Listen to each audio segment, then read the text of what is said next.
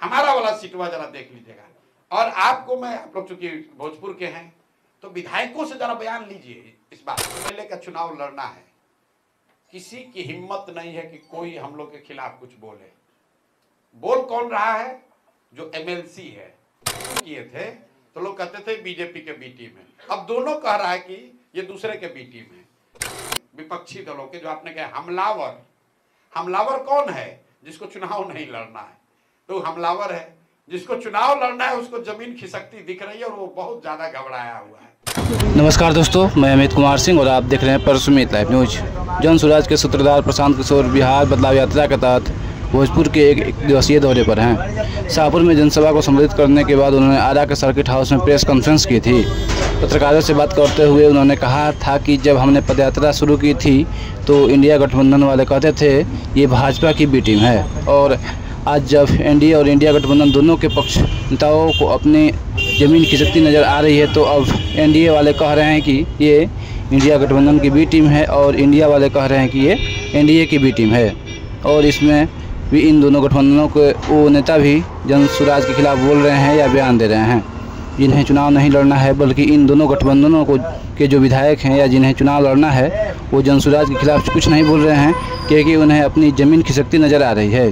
जिन्हें चुनाव लड़ना है वे जन स्वराज से पूरी तरह से डरे हुए हैं। आइए देखिए प्रशांत किशोर जी इंडिया और एनडीए गठबंधन के नेताओं को क्या कहते हैं। किसकी ताकत कितनी है?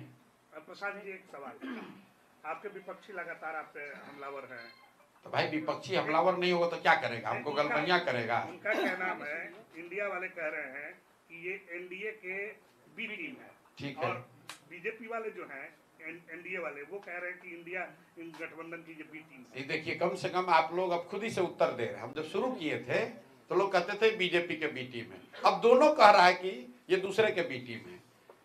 मैं आपको एक चीज आपको ध्यान दिलाना चाहता हूँ, सारे पत्रकार बंधुओं को, जितने एमएलए हैं या जिसको एमएलए का चुनाव लड़ना है, किसी की हिम्मत नहीं है कि कोई हम लोग के खिलाफ कुछ बोले। बोल कौन रहा है?